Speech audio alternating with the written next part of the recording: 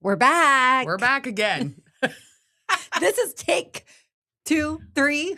4 from 10. I don't know what it is. Every time that we record with my computer, it tries to use the microphone on my computer. So we just recorded for 7 minutes. And it was so good. It was so good. Then we hit play and it was so echoey. So now we are going to try to redo that segment. Okay. So we are back and you probably have missed us, I'm sure. And the last time that you saw us, we were probably in summer clothing. We were. And now here we are in our Christmas attire. We had like chill summer vibes. Now we have like tense Christmases next week. All the things we have to do vibes. Right? And I mean, I couldn't even sleep last night because I had so much stuff running through my mind. My 4-year-old can't sleep because she's so scared she's not going to be able to sleep when Santa comes. So she can't sleep right now because she's nervous about not being able to sleep in 6 days, 10 days. Well, I ordered groceries at 3 a.m. That's where we're Christmas all at. Stuff. So if you're frantic, you're not alone. Marin is frantic. Lindsay is frantic. We're all frantic. Then I finally fell asleep. I woke up late. My whole house woke up late. She forgot her lunch, so we're getting sushi. I didn't forget my lunch, but hold on. I didn't forget my lunch. You lost your lunch. I packed my lunch and I can't find it. So I just thought want it was in to my car. submit this. It's not there. I called my husband. He checked at my house. Not there. I want to submit this as evidence piece number 483 of why Lindsay's losing her mind. Of why people think I'm the hot mess. Oh yeah, no, it's not true. I definitely can be a hot mess, and I'm that today. I don't think you get enough credit for your hot mess quality of yourself. Yes, like people think you're. I'm not kidding that I went onto our Blink camera to see if maybe I left the lunchbox on top of my car. No go. Nope, not there. Okay, well if anybody finds a lunchbox, so I can't wait to see where this ends up at. I mean, it's just some cold meat, and well, it ain't gonna be cold much longer. Well, I have an ice pack in it. I even packed an ice pack in it. So I have about 12 hours to find it. And I won't be home until like 8 o'clock tonight. Okay. So we are back and we are starting a new series. A new series because it holds us accountable. Oh. It'll be good. Well, it is about math. So let me try again. Oh, okay. You're okay, so we're starting a new series over a book that we're actually doing a book study on. And it's a very good book. Called Building Thinking Classrooms in Mathematics Grades K through 12. I'm going to let you pronounce the author. Okay, we believe it's Peter Liljedahl. Liljedahl. Sure that we butchered that. We certainly did. But he's very smart. Yeah. And there's some really practical things. What I like about this, and I'm going to use this to segue into where we tell them where we've been. But he does a really good job of, I got to be frank with you. I've been really struggling the last few weeks of balancing the thoughts of high quality instructional materials with teacher autonomy. Mm-hmm. And he does a really good job of balancing the need for good, high quality instructional materials while also leaving space for inquiry and leaving space for not just totally scripted stuff. So I really appreciate that about this book because it does feel pretty practical, and he has Q&As at the end of each chapter that address those thoughts that come in your head while you're reading that make you go, this is fine, but it's not going to work because of this, or it's not going to work because of this. He literally addresses those at the end of the chapter, which is really cool. Yeah. Well, and I think that this, we can talk about this in the manner of we've been doing all the instructional rounds in all these different districts. So let's talk about what the instructional rounds look like. But before we do that, we will rewind back to 3 years ago when you were hired at the ESC. And I think we might have talked about this a little bit on one of our other episodes, but we'll just remind everybody that Emily came on board 3 years ago. Yes. And when she came on board, now her background is ELA, but we had signed up to lead some high quality instructional material work with the department. And with that being said, it was partnered with instructional rounds. So there was some support there. So when Emily was hired, I dove right in. This is great. Like, she can do this. There's a lot of support there. And so she just tackled it at first. And here we are. But what we did discover, so we got this process from instructional partners because sometimes, as you all know, if you live in education, sometimes things end up living in silos. So high quality instructional materials were kind of their own part of the department. And it started through the lens of mathematics. And so we conducted those walkthroughs with support from instruction partners. But we did learn that it didn't fully serve all of the purposes that we wanted it to. So we kind of modified it. So now we're able to conduct them for all content areas. And as a matter of fact, this fall we did them for English, math, and social or science. I'm sorry. But the other part of this is then obviously the science of reading happened pretty quickly into that year of doing that work with mathematics. So then actually we kind of shifted our focus on HQIM over into the reading sphere with our approved list for K to 5. And people were really thinking of it through science of reading lens. And this year, I feel like it has finally gotten to the point where it kind of is permeating everything. And people are being very conscious of what they choose, why they choose it, how it's being chosen. And the instructional rounds are a data tool for that selection of high quality materials because each district that we serve has strengths. And I wouldn't even say selection, not always. Yeah, because curriculum review process. Yeah, like just a review process in itself, because we have some districts that are like, hey, we've had a math series, it's going well. There are some gaps, but we don't need a whole entire new math series or reading series or whatever. So I like when we actually call it the review. Yeah, because it is intended to look at what are we good at locally. What are our kids needing locally? Because what the district beside you is using may not be the best for the students that you have, or the people that you have teaching the content. So that's been a really cool experience. We've been in over 170 classrooms, hours and hours of observations, which obviously took a ton of time. But one, we got to meet a bunch of teachers. Obviously over 170 of them. Number two, we learned a ton about what's going on in local districts, what's going on in mathematics. What are people struggling with, right? Like what do people need support with? And then obviously we got to see kids, which was really cool because we don't get to see kids a lot in the role that we do. So we got some really cool, what are you doing here? Like that was my favorite when a kindergartner would look up at you, yes, and go, why are you here? Right? Those were my favorite moments in those. Can you show me how to do this? Someone literally told me that we don't need any more helpers in a kindergarten classroom. So the younger grade levels, humility, are so they teach you humility. Yes. Yeah, they do. So we are going to break down these episodes by different chapters that will align with our book study. We do encourage people to get this book because you can take a lot of different bits and pieces from it to implement immediately. We're going to talk about some of our math experiences as students, and talk about what we've seen in the classroom, and then give you some information along with some tips and tricks that you could embed into your classroom. And if you're not a math teacher, you can keep listening because we do a lot of talking about thinking as well, which may turn your wheels a little bit in regards to what happens in your classroom. Yeah, and it sounds like he has some other books that are not just math related. Okay. Well, Canva changed some stuff on us. So we're just, I'm a little flustered because it's all new. And I'm sure it's going to be better in the long run, but I got to learn how to do it. Okay. Now, I think before we start talking about this, I think number one, we have to remember our Maya Angelou quote from ELA. Well, it's not from, she didn't say it in regards to ELA. But do the best you can with what you know, and when you know better, do better, right? But I think also the second thing is what I think we need to remember when we are inundating teachers and educational professionals with tools, resources, pedagogical strategies, things like that, that there are very few like pedagogical strategies that are inherently bad. It's about how you use them. And so I think that that's important to keep in mind. Like some things do just need to be taught explicitly, period, end of story. Like explicit instruction is not bad. Like standing in front of the classroom and lecturing is not inherently bad.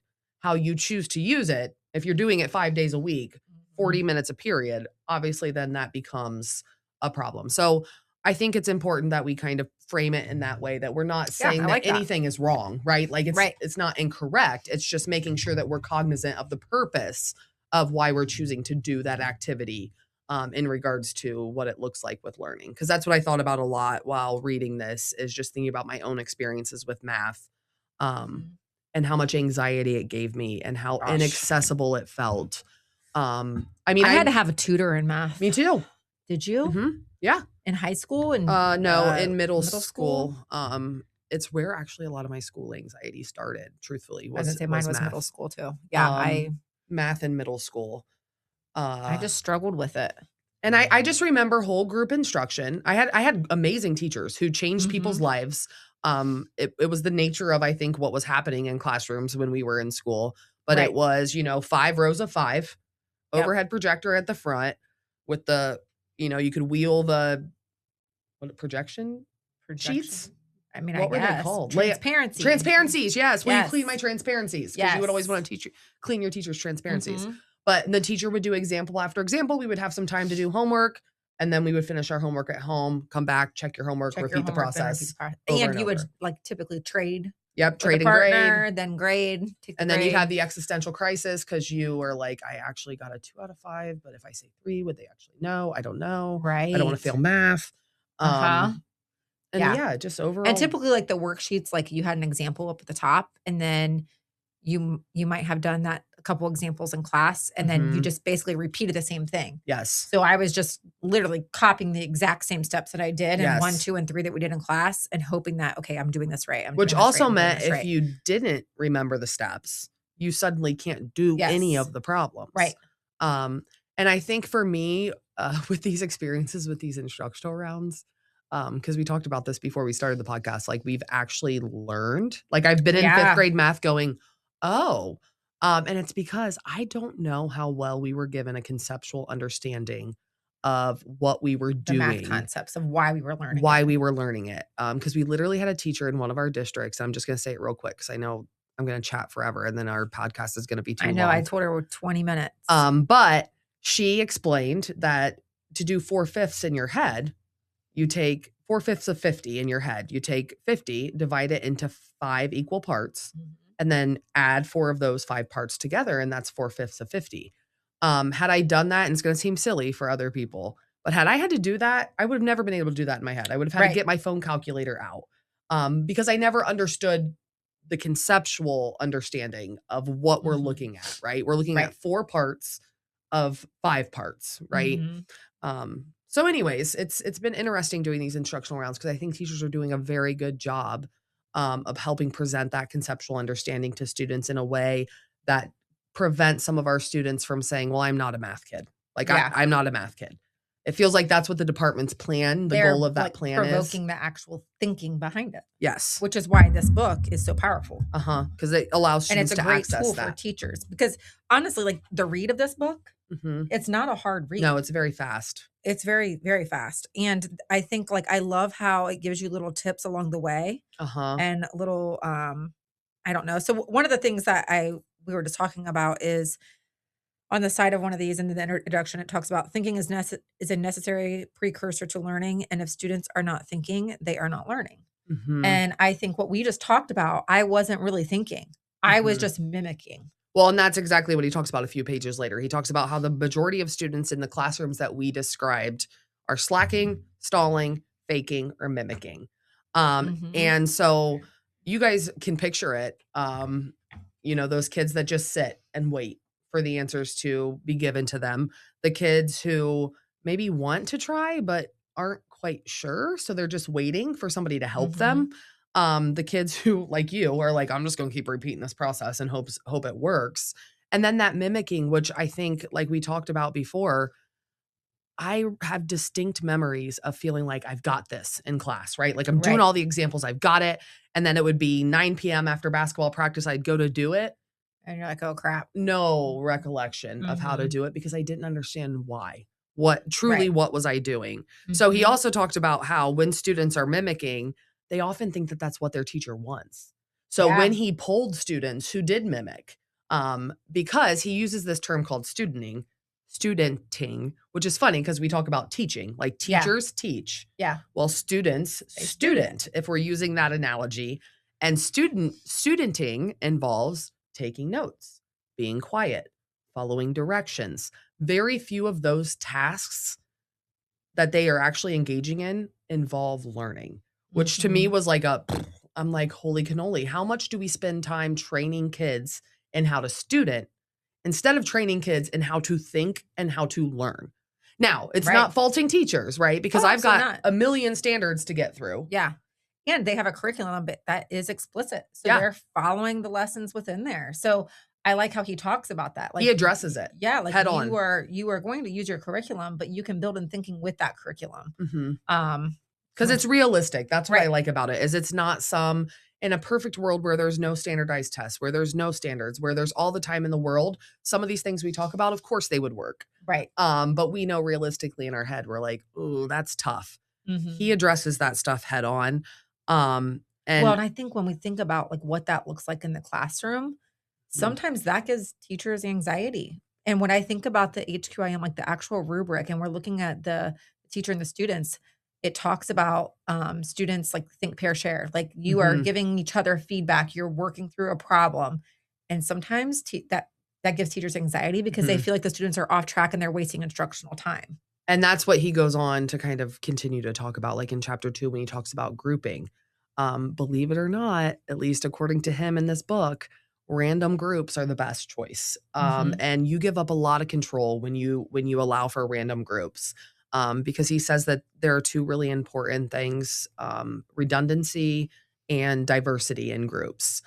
So when students select their groups, we have too much redundancy. Like we would pick each other to be, and you know what I mean? It would be like an echo chamber over and over and over again. Teacher selected kind of takes away some of that autonomy and kids start to figure it out. Like I'm the low kid. And that's why she paired me with you. I'm gonna let you do the work. I'm gonna hang out. So these random groups are the best choice, but then you might end up with kids that you would have never put together and they would have never put themselves together. And then they may come up with thoughts that you've never thought of for a math concept together. So I think that, and he'll probably address that, I would assume later on in the book. I kind of like that we're reading it as we're talking about it. I do too. Because then I think these are probably ideas teachers will have in their head as they're reading. And there's a lot more content to these chapters. So definitely, like I suggest you getting the book if you have any interest in building those thinking classrooms. Because there's a lot of different like implementation tricks that you can immediately take away. Oh yeah. I mean, you could literally read chapter 1 and start implementing. And he even tells you, go ahead. You're going to get more as you read the book. Well, he even tells you how to read the book. There's a section on page 16, how to read this book. And that's what he talks about. Because that's why the chapter 1 was what sparked the GPT, which we'll probably talk about later or in the book study at some point in time. But you could read, oh my goodness, the introduction and be inspired to do something differently. So I highly, this sat on my desk for way too long, neglected because it had the word mathematics in the title. Well, I apologize, math people. And I think that we talked about that when we did our first take is how our priority really has been literacy because of everything that has been trickling down from the state. But the state is now looking at math as a priority. Well, and the awesome thing is the math plan. So like that. In that math plan, they talk about the correlation between math achievement and reading achievement. Now, granted, I haven't looked closely at the other variables involved, but it is a line of best fit for all of them. They are right beside each other. So I'm hoping also that as we improve math and we improve ELA, they'll, you know what I mean? They'll improve each other simultaneously. Well, and I think like just working with teachers, they've had the PD around literacy, diagnostics, like all of that. We have teachers asking like, what are some good diagnostics for math? What are some strategies that we can use in the classroom? Because now that we know what best practices are for literacy, we know that can be best practice for math. And we owe them that. Like we owe students and teachers because now they know what data-driven instruction or intervention in ELA looks like. Gosh darn it, we should be doing the same thing in math with all the time that we have. That's right. That's right. All right. Is there anything else that we want to add before we get to joke of the day? No. Oh my gosh, I just took her by surprise. I don't have my phone, guys. I'm going to have to just... Oh my God, do I get to come up with a joke? I guess. Oh, I can't wait. Okay, so that's kind of our kickoff to this podcast series. And I think we'll have lots of things that teachers can take away from it. So make sure you come back to listen to more. I love this, how I come up with a joke and she's like, I already know what it's going to be. I bet I do. Okay, let's see it. There is no way. Okay. Why is 6 afraid of 7? Because 7, 8, 9. I knew it. No, because 7 ate all the cookies. Oh, good. Because 6, 7. Yes. Is it because I said it was timely? Yes. Oh.